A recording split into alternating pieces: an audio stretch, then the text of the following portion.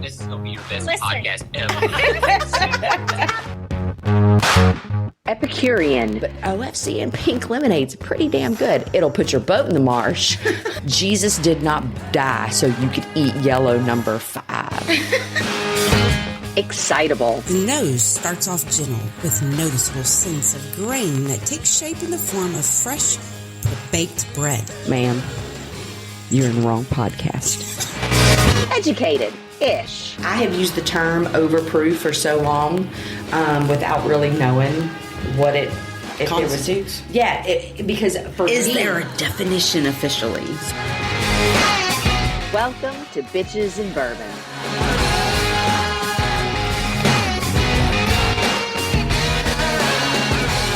And we're live. Hello, my Reba. How are you doing today, darling? Oh, I'm ready to focus on the evening and be done with the day. Oh, I hate those fucking kind of days. But I swear otherwise, to my God. evening is off to a wonderful start. It really is. I am super excited about it. So Yes. this evening, not to build it up or put too much pressure, right? But this evening has been in the works for 6 months. Yes. Right? Long time coming. So what happened was we were on a TikTok live one night, and we had the opportunity to meet this guy that came into our live. His name is Jimmy, and we were talking about different whiskeys. That was kind of the point of the live, probably because we're bitches and bourbon, and that's just what we do. And he said, have you tried the Pinhook Magenta? And to that point, that was the one bottle that we could not find. Yes. Right? I mean, there's a bunch of bottles that we weren't even looking for because Pinhook does all the releases that they do. Right. But that was one bottle in particular that we had wanted, but that we hadn't been able to find. And I said, I'll look for it. And he goes, Pinhook is my jam. And I said, well, send us an email. Yes. And we've said that a couple of times just in general. Yes. Send us an email. Let us know you want to hang out. We'll schedule something. And Jimmy did. Yes. And God bless him. He hung in there. Yes, it's been. Oh nope, my schedule's booked. Nope. How about then? Nope. Okay. And then a couple of times it was like, yes, this day. Wait, no, that day doesn't work. Yes. Never mind. We can't do it that way. But tonight, finally, the bitches are thrilled to introduce Jimmy, who on TikTok is better known as Pinhook Fanboy, for this episode of Bitches and Bourbon. Say hello, Jimmy.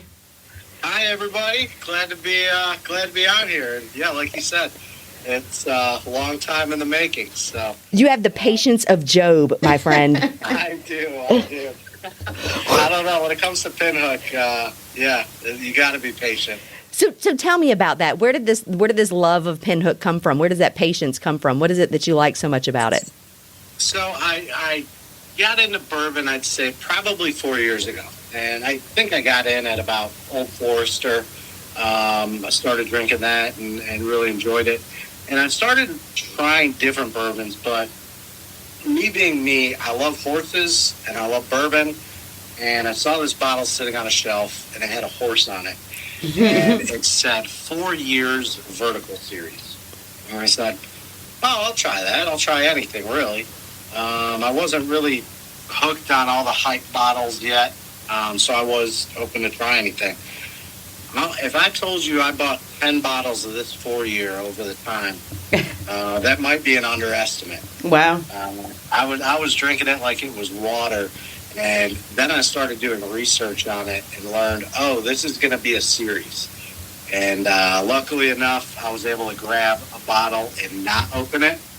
And so I now have the full collection so far up to year 7 of the vertical series of Pinhook. Wow. And I've tried all the different ones they've had to offer, small batches, everything, and I absolutely loved it.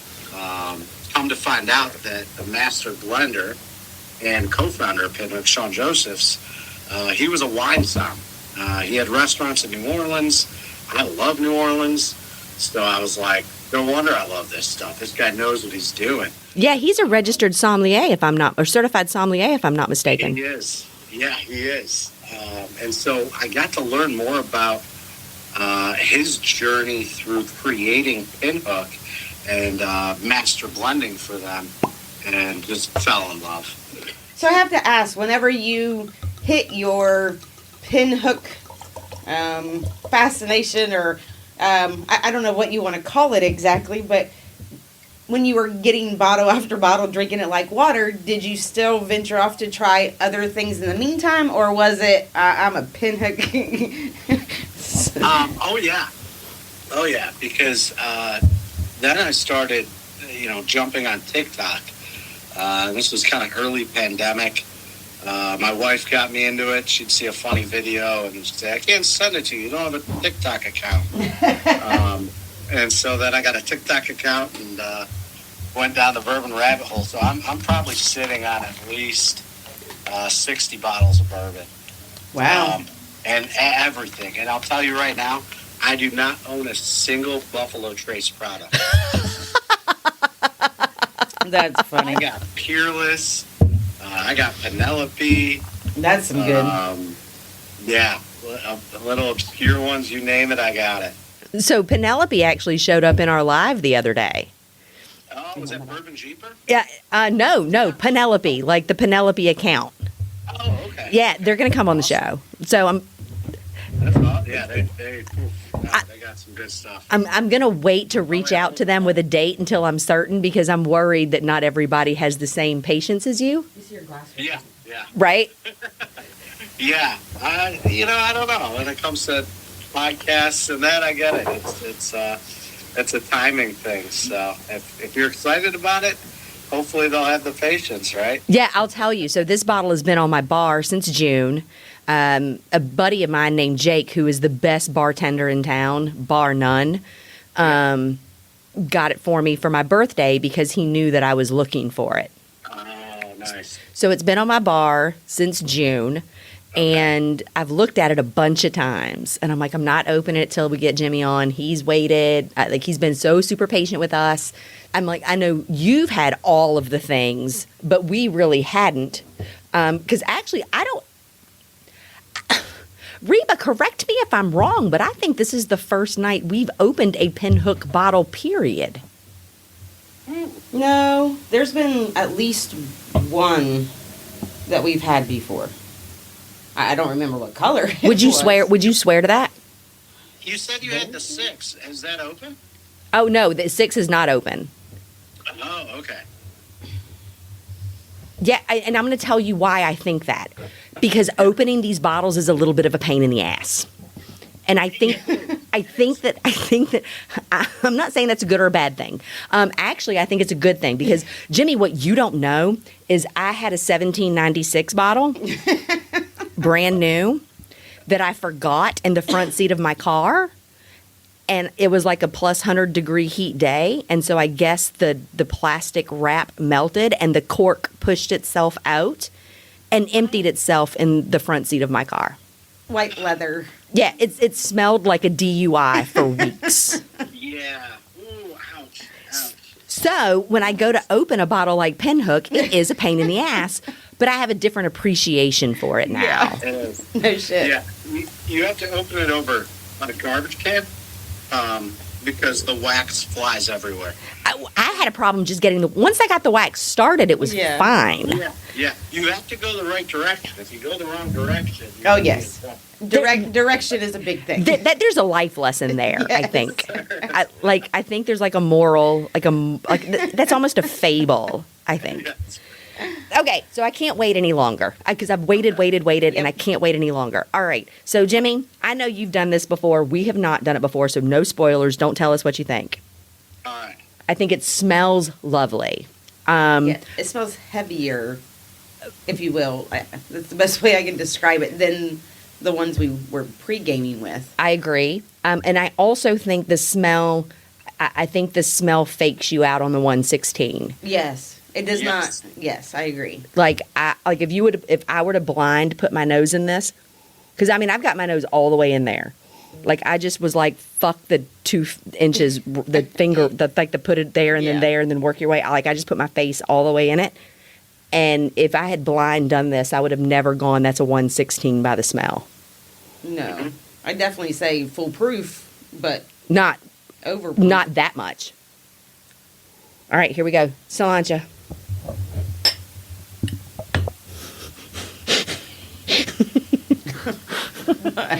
Don't let it come out your nose. I promise you won't So- want that. So I'm doing the bourbon chew, right? I'm doing the bourbon chew, and it is not spicy because my mouth is closed. There's no air on it. Now that I've opened my mouth, there's all the spice that the air does. But while I'm doing the chew, I can feel the front of my tongue going numb. That's where the 116 is. And I'm like, oh, there you are, darling. I see you now. Before you even swallow. I was like, but it's delicious. It's very good. Now, and Jimmy, I'll take this out because I know you love Pinhook and you're a huge fan, and I'll take this part out if you want me to. But I thought I saw, like, on one of your TikTok videos, you gave this one a 6.5. I did. Do you want to talk about that, or you want to just, like, leave that alone? And Yeah. I'll definitely talk about that. good for you. You have to send me anything, right? They're not giving me any deals. They're not sending me any samples. So I have no bridges to burn in what I say. Good for you. So I have had this high proof purple top since 2019. So each year they come out with a new one, and you'll know it's a new one not only by the fact that they put the year up there, but they change the what's called The geometrics. jockey silks. Yeah, the geometrics they change. Pattern on the front. So each year those change. And so the 2019 was absolutely delicious. Even at a local store, if you're in the Chicago area, you know Binny's. It's synonymous with selling booze. They did a pick of it, and it blew me away. I fell in love with this high proof at that point. 2020 was pretty good. 21 was pretty good. The 2022, it fell short compared to the 2019 and the 2020. So we got the wrong damn bottle. No, it's a fine bottle. No. It's to me, it's still good, but going back to some of the ideology of Pinhook and Sean being a wine som, he wants you to look at this as vintages, like you would with wine. That was kind of what I gathered too when I was like going through their story and that kind of stuff. I got the exact same feel for that. They're even shaped like wine bottles. Yes. So when I go back to it, he did exactly what he wants the consumer to do that is into Pinhook. And that's say, wow, I had a really memorable experience with your 2019 vintage. This 2022 falls a little bit short. So that's why on TikTok, I gave it a 6 out of 10. And I stand by that. I still think it's good. I would still put this up against BTAC product. I would put this up against a lot of other bourbons that are high proof. I think it definitely wins, like in your tasting, when you tasted it, it wins in the fact that it's 116 proof, and you wouldn't know it. Yeah, I would completely agree. When you said that about the high proof, that was so. When I talk about whiskey, obviously, when Reba and I started this show, like one of the goals was for women who weren't into whiskey, who may feel a little intimidated about entering into the whiskey conversation. Like, how do you walk them into that? And that's always through education and honesty, right? So I prefer Scotch. And I would never lead with a heavily peated Scotch. I would never do that, right? Because you blow people's face off with that stuff. So I always start with like a Glenlivet, a Glenmorangie, like almost any of the Glens will do it for you as like a low peated Scotch. This seems to me to do that for our overproof, like seriously overproof. I'm not talking about 101, 102. I'm talking about when you get into the real 110 to 120. Yeah. When you get into the real overproof, like this seems to be a good, like, okay, we've done the lower proofs. Now Yeah. we've played with the bottle and bond at 100. Right. And so now we're going to move you into the overproof world because you can't start there. You blow people's faces off, right? And they're never going to come back. They're never going to do that again. But now once like we've done the bottle and bond, now let's talk about the real overproof stuff. This seems to me to be a great bottle for that. And so, do I understand correctly that the 6 out of 10 rating was very specific to the year of the bottle? I would say so, yes. Just because it's for me, the rating is based on my experience. So I guess I'm trying to. No, I think does that's that fair. include the 2019? Yeah, I think that's fair though. It's so I think what he's saying is, so do you know how like we love Jefferson Ocean? Yes. And like when we first started drinking Jefferson Ocean years ago, we were like, "Oh my god, this is so amazing." And then it didn't taste the same. And then we start getting bottles and we're like, "This just Is maybe this it's the just same? us. Maybe it's just us." Yeah. And then you get another year or two down the road and you're Yes. like, "I'm not even buying this anymore." Yeah. I think that's kind of what he's saying. Like, if the 2022 like us was the only thing he had ever had, like maybe the 6.5 wouldn't have been what it was. But because he's had the ones that were before, Okay. he's like, well, it's good, but I know you can do better. Okay. Yes. Got it. Yeah. Yes. Would that be accurate? That is 100% accurate. Just because that's one of the things I really believe with bourbon is it's all about an individual experience with it, right? So the person that's drinking Eagle Rare that thinks that's the best bourbon out there, that's what they've experienced. You can't really knock their opinion if their experience isn't other products, really. So. Oh yeah, I can remember when I used to think that like Jack Black was like Gold. Yeah. that was like spending money, right? Like you bought Jack Black when you had money to spend. For me, it was Gentleman Jack. I was like, I've really stepped it up. Oh, Oh, yeah, yeah. that was like the next. Like that was like the next. High spending. Yeah, like it was like Johnny Walker Red. It's like I have a special occasion. I'm gonna splurge and get the Gentleman Jack. Yeah. So like it starts with like the Johnny Walker Red, and then like because it's your birthday, you'll grab a bottle of the black, right?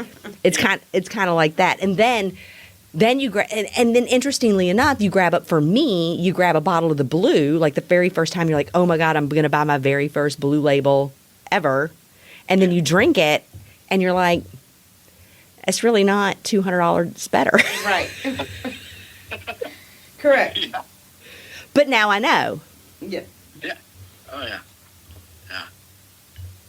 Yeah, just got to advocate for, more drinking. I agree. I'm like, try all the things. Everybody says, so everybody's like, have you, like, what's the thing that you drink most often? I'm like, nothing.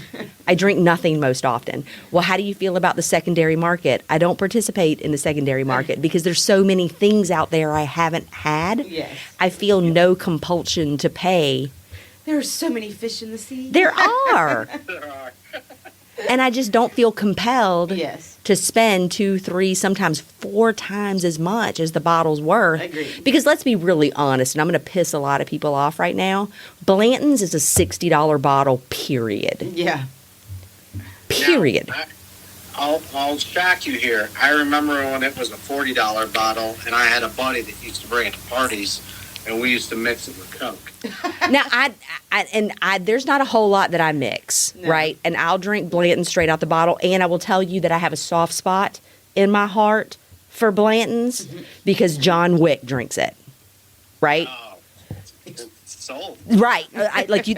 You can't argue. Like, there's no argument. Like, once I tell you that John Wick drinks Blanton's, Yeah. like, there's nothing else you can say. It's like mic drop. No. Right? And let's be super honest. As much as I like Buffalo Trace for its consistency, it's a $40 bottle. Period. Yes. Yeah. Period. I'm not paying any more for that. To Yep. me, that's some of the appeal of that Buffalo Trace product is that price point. And I'll be honest, I'm super guilty of it all day long. When it comes to wine, I will not spend $60 on a bottle of wine. Baby, you gotta convince me real hard to pay $16 for a Yes. bottle of wine. I gotta be real honest with you. Of all the options that we know are delicious. So I know that there's bourbon drinkers out there that are like, I don't want to pay $70, $80 for a bottle of bourbon. This BTAC product is normally $30, $40 all day long. Especially the way we throw down a bottle. Like, we'll go seal the trash in In a night. Yeah. Which In is a why night. which You're is talking why about just the two of us? Yes, just the two of us. Okay. Which is why we typically don't drink wine, because not expensive wine, because it goes so much faster, because wine is so much different from Yeah. liquor. When I was thinking about how many bottles we go through, like even just the four of us, Yes. like we're not going to do that with a bunch But of if I can be very transparent, if I'm not mistaken, these bottles of Pinhook that I have on the table right now will set you back anywhere between like $50 and $65. Is that what you've seen, Jimmy? What do we got on the table? I've got the magenta, the orange, the vintage, and the rye. Magenta's going to run you about 60. Orange should run you about 40, 35, 40. And what was the last one you said? I got the vintage 6. The vintage 6 you're not going to find anymore. But when it was out, it was at about 60. Interesting thing, the 7 that's out now is at about 75, 80. So are you saying that for the first time in Bitches and Bourbon history, maybe we shouldn't open this bottle? No, you should. You should, because it's still going to be a good experience for you. Yeah, but like maybe it could pay for like other bottles. a whole bunch of other If bottles. you don't have the 4 and 5, I wouldn't. But what if it's like the Monopoly? What if it's like the McDonald's Monopoly, and like somebody needs the 6 to make their boardwalk a hotel? Then I'm sitting on a gold mine. Vertical series of the bourbon, and I have the vertical series of the rye. Yeah, you didn't have to twist my arm too hard. I am not we are not collectors. We are consumers. So yeah, we'll open it. Like I feel like I want to open it right now just so that we're not like tempted to keep it closed. I wouldn't do it because coming off of a high proof like the magenta and going to the 6, you're not going to be able to appreciate it as much. This is flat. What am I drinking? Challenge fucking accepted. Grab me a glass, Reba. All right, the 6 is now open, Jimmy, and it's your fault. How much does the rye sell for? So what? While Reba's getting me the glass because challenge accepted. Where I was going with that is, I have to be really careful when I'm talking about like what I think bourbon whiskey is worth, right? Because Reba and I have talked about it on the show before, and I'd love to get your thoughts on it. I don't necessarily think that the magenta that we just drank, I don't necessarily think that, I don't know how to put this.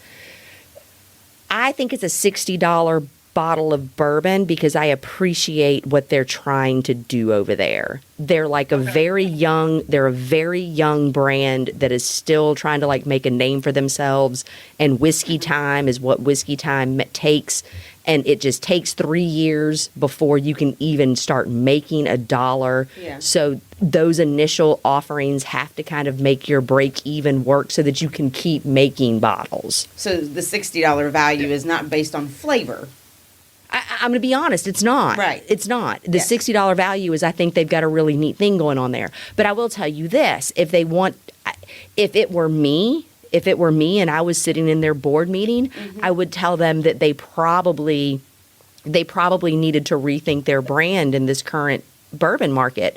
Because like when I go to their website, I don't see anything. There's no inspiring story there. Yeah. Like Jimmy loves horses, and so Jimmy got his horses, and that's really cool. And the fact that they pick 2 horses, 1 bourbon, 1 rye, named horse from a stable every year, like that's really cool. And I don't even know if you knew this, Jimmy, but this horse that's on this new magenta bottle, the Bourbon Dini, Yes. his great grandfather And his great-great-great-grandfather was Secretariat. Get out of here. Yeah. So, I mean, that's really cool. I did not know that. Like, those things are super cool. Yeah. But, So, go ahead. that's what pinhooking is. Except, yeah, so... Finding those great bloodlines and putting them together. Except for I have been an English major for so long that I don't even believe people when they tell me words that I've never heard of mean what they mean. So when I saw that on the website that Pinhook is where you buy young horses and you think they're going to make you a lot of money, so you buy them young at a cheap price, Yeah. and then you care for them and take care of all the expense. Make them the great thing. Right, and then you think you're going to be able to sell them and get all of your money back and make a profit. That's pinhooking. Interestingly enough, that's not the original use. Horses was not the original pinhook. Oh, Tobacco was. really? Yeah. Yeah. In the 1800s, before pinhooking was ever ascribed to horses in the 1800s, it was tobacco. Interesting. But you're absolutely right. How did that? I mean, but how? It's the same thing. When you buy tobacco at a cheap price because you still have to dry it, process it, and sell it, you would go to a farmer before their tobacco crop ever came in, Invest. and you would say, I am buying this piece of your tobacco crop when it Gotcha. comes in Okay. at super, super cheap. And so the farmer is going to lose money because they're not going to get to sell their finished tobacco at a full price, But, they're they have hedging, it. correct. They know They're- they have money in their pocket. they're already. hedging their bets against drought, Yes. flood, acts of God, Right. shitty market, whatever, right? Yes. So it's like a balance there. So that's pinhooking. Got it.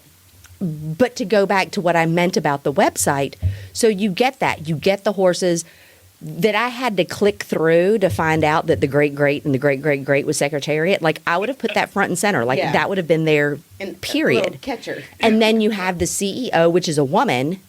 And as soon as I found out that the CEO was a woman, you know me, I was all the way in. Yes. I love women in whiskey.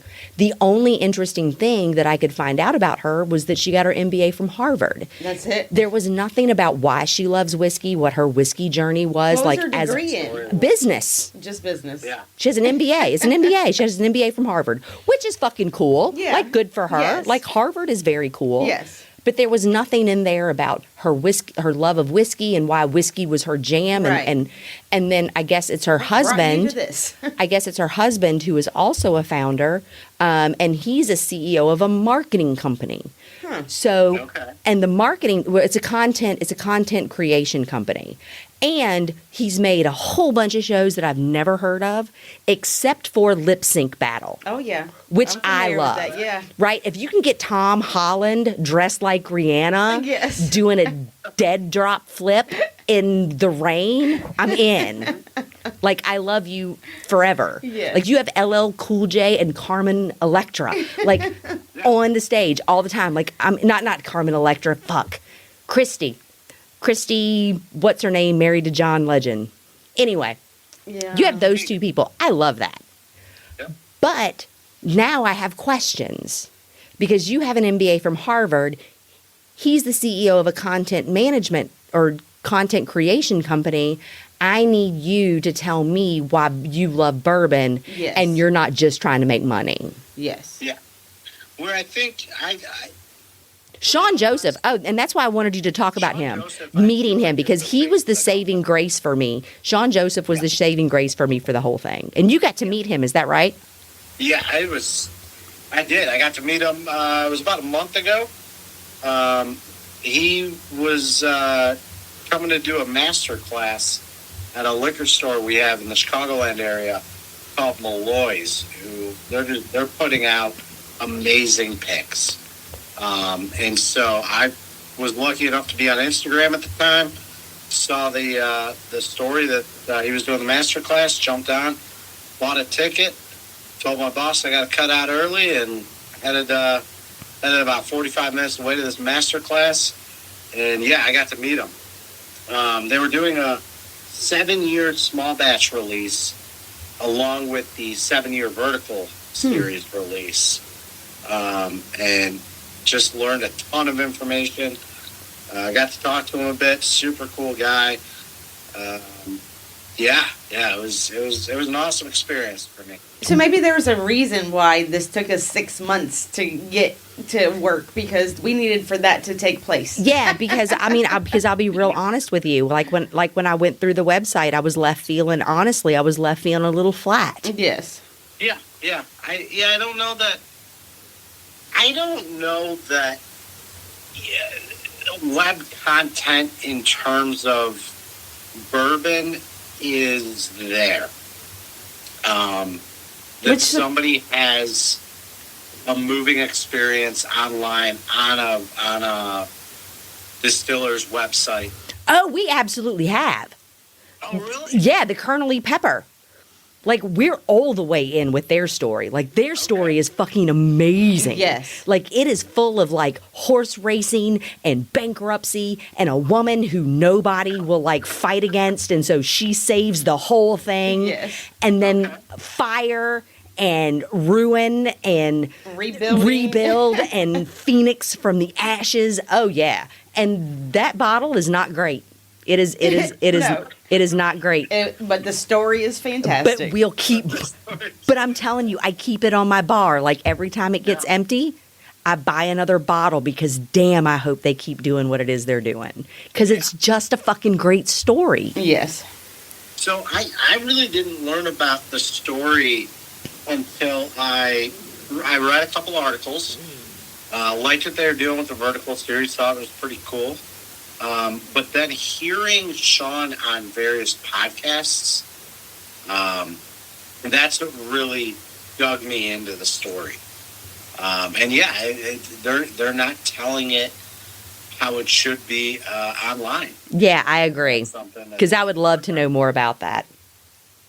Yeah. Because here's the real truth. Like, we're at a point in the whiskey market where the options are damn near limitless. Yes.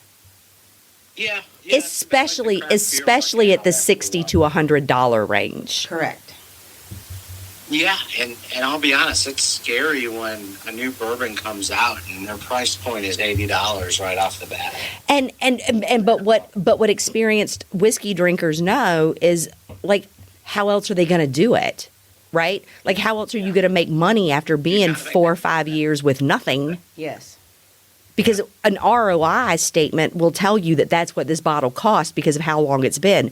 You don't have the luxury of being Maker's Mark, Jack Daniels, Jameson, where you've been making it for so long, right, that the ROI of this one bottle is spread out over centuries, right? You don't have that luxury.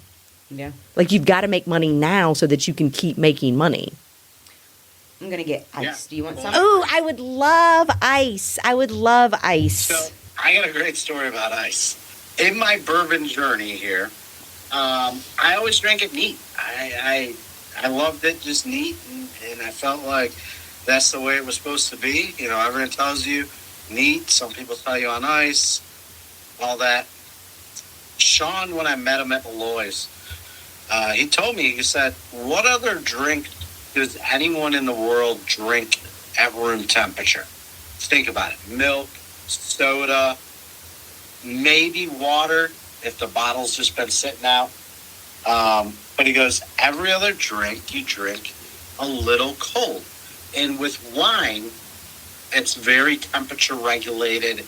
The white wine gets chilled a little bit.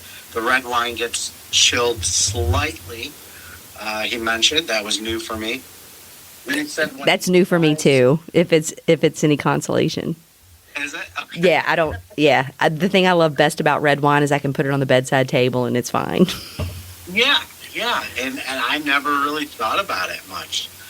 But he said he'll chill it slightly, and he said so with the bourbon that he's blending in that, he chills it. He'll throw it in the freezer for 15 minutes before he drinks it. So that's different though, and that's exactly what I was going to say. Say it.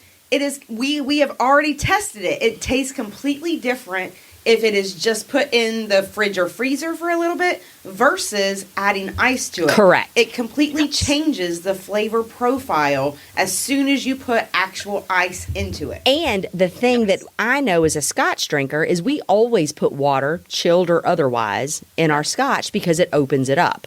right? It does. And what we definitively know is if you want to kill the finish on any whiskey bottle ever opened in the Yes. history of the free world, Anything's got a bite. Throw some ice. on it. anything. if the finish is a second long, Yeah. ice takes it to 0. If finish is 5 minutes long, ice takes it to 1. Yeah. It makes Like, and Ice kills the finish. there's already a significant difference after adding this ice. All right, I'm going to try because I haven't done it yet. So now, he said when he goes above 112 proof, he'll put ice in it. So and 112 is the marker. I started doing that, and wow, does I don't like it as much. Yeah, you know what though, Jimmy? I've got questions. I want to stick that in the freezer. I've got questions about that I would love to talk to Sean about that because I have a lot of real questions about that.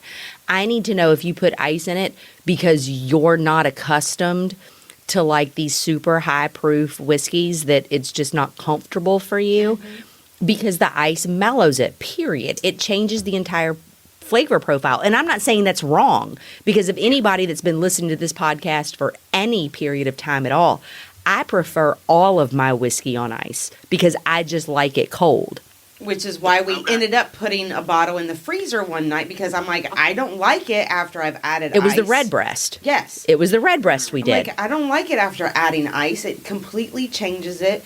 Let's test this. Correct. And the only way that it wouldn't is if like you're using like those ice cubes, like the metal or plastic where they're not melting. It's just making it cold. Yes. Then I can see that's it doing the different. chilling process without changing the flavor That's profile. completely Yes. that's completely different. Putting a chiller block Right.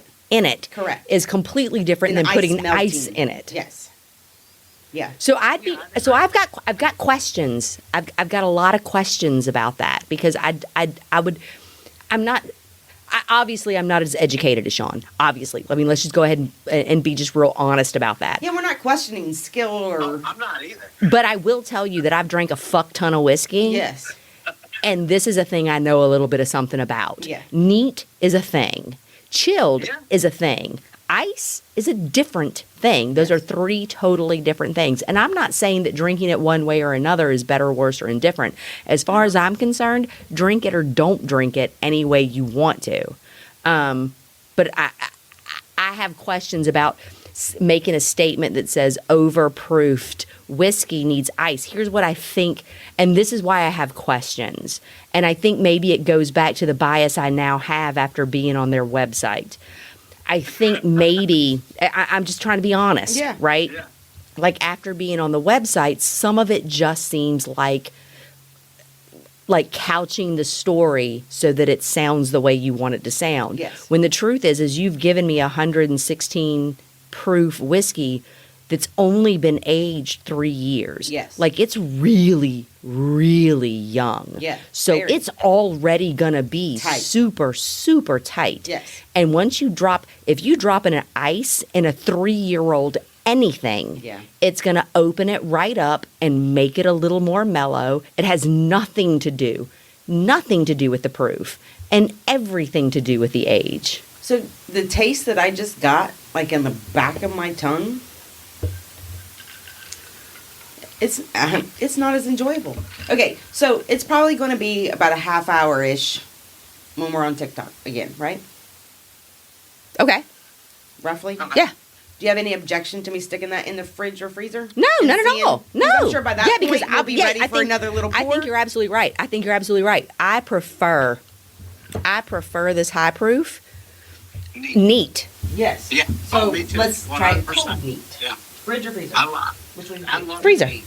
Going back to what you had said about where people are palate wise, if you were to give this to somebody coming from, I like Jack Daniel's Black, Right?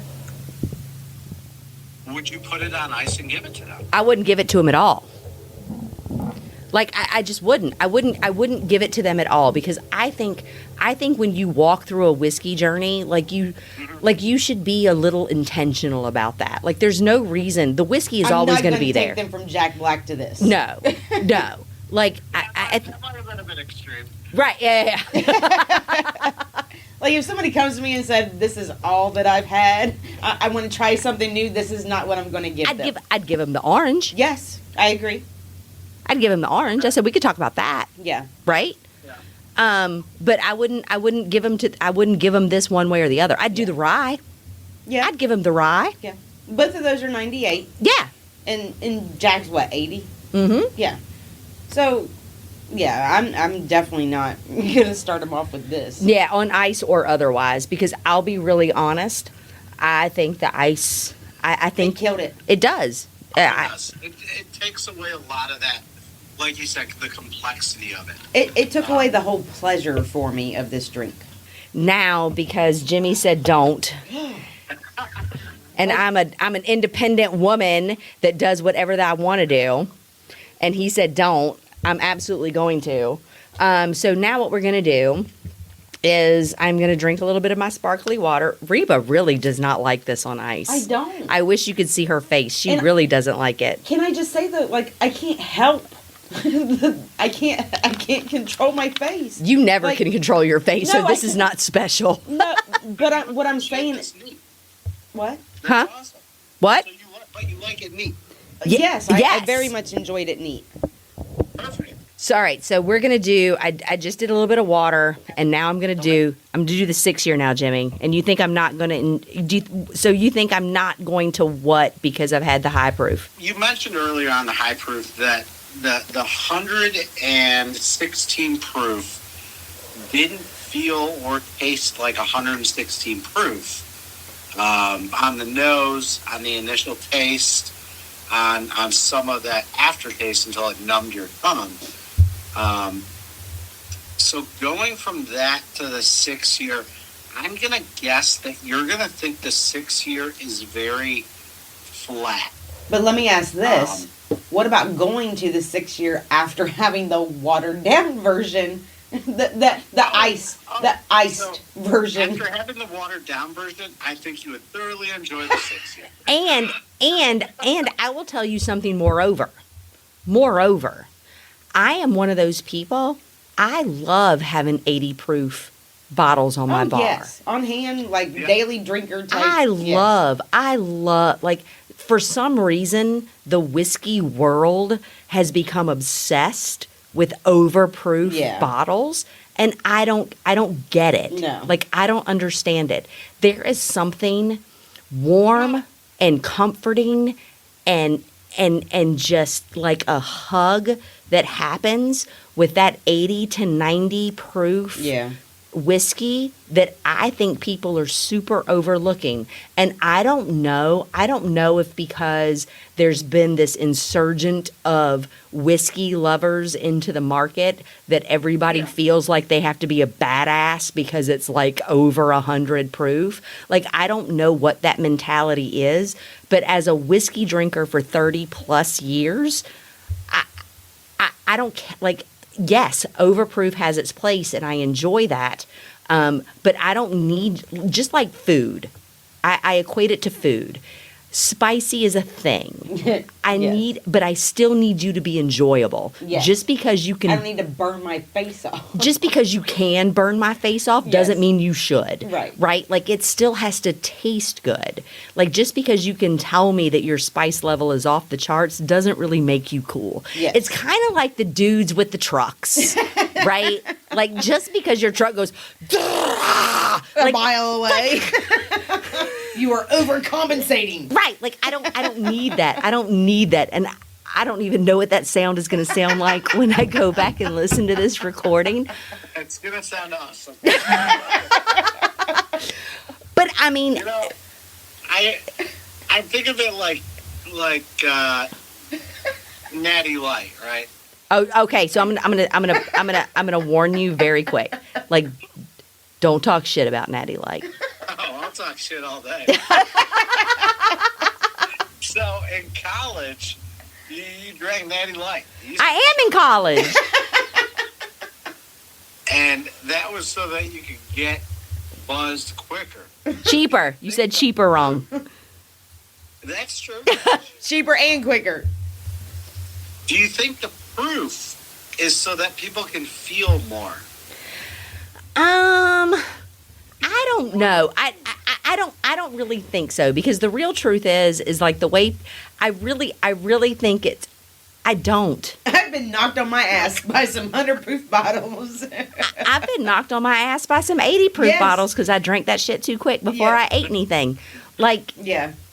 I really do. I really do think that there's this weird kind of, if you can't handle it, you're not a real whiskey drinker. Yeah. And I think that narrative really has to be curtailed quickly, and say that, like, just because you prefer overproof doesn't mean 80 proof is less than. Yes.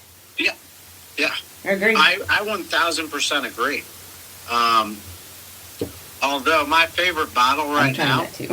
is 122 proof, and that's the Pinhook. It's called the Hard Rye Guy. It's the highest proof that I really enjoy, and I would put for anyone that likes a rye.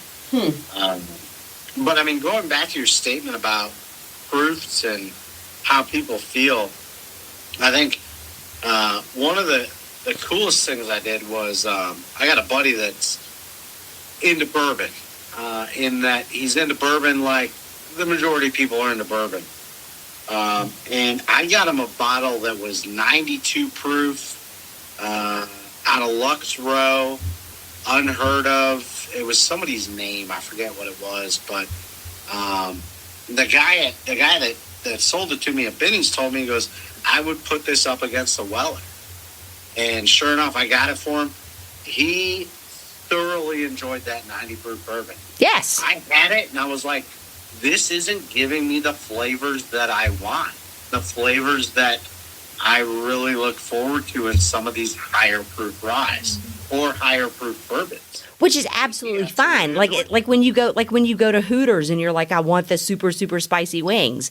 Like, if you enjoy that, fine. Right. Like, that's fine. But that doesn't mean that if I want, like, the mild rub whatever, it's just different. I think that the current whiskey conversation is trying to make those things better or worse. Yes. Right now, what I really think you guys are doing are trying to, like, pause me from this 6 year that I've been holding in my hand. All right, I'm doing it now. I want to taste. Oh, you absolutely want to taste. Like, You so in absolutely. other words, I'll be able to stop making a face. You are unintentionally. absolutely. This is beautiful. It's my. So I've had the rye tonight. I have done the magenta. I will tell you, it gives me Penelope vibes, and you know how much I love Penelope. It's delicious. It is full and all-encompassing without being, like, overly aggressive. It has all of these different notes all over the place that kind of sync. Yes, Reba just made the face. Like, yes, it's everywhere. It's everywhere. It's like... That's the first time ever that I've done that. I'm like... It's everywhere. I'm feeling it, like, all over my tongue. Everywhere. It's beautiful. Yeah, I love that. That's my. I'm glad we opened it. That's my favorite thing I've had this evening. I'm so glad we tried it after having it. This one on That's ice. amazing. That's real patience. Oh. All right. So the 6 year is my favorite thing I've had tonight. Even that one straight? All right. Wait. Even the magenta straight? Yes. Yeah. I think people underestimate. I think people underestimate the nice look. Okay, maybe it's just where I come from, right? Like, I am 46 years old. I've been in love with one man my whole life, right? Like, You tried to love others. Right. I've tried. But I really just like the comfort and the warmness of something that's just stable and good and delicious and Homey. perfect. I love that. It's just comfortable. Yeah. And that's what this 6 year is. I understand. This 6 year is just pour me in a glass and love me. It has, and I will love you back. It has enough, but not over. Yeah. Yes. Jimmy, darling, thank you so much for being on this crazy train tonight. We so enjoyed having you. It's been a great time. Thank you for having me. I really appreciate it. It was great to talk. One of my loves, Pinhook. Good night, y'all. It was so good having you. Cheers, Jimmy. Cheers. Thanks for hanging out with Ape and Reba on this episode of Bitches and Bourbon. Make sure to check out the links in the show notes, and we look forward to hearing from you. Until next time, here's to bad bitches and good bourbon. I mean, you have to like spicy pickle.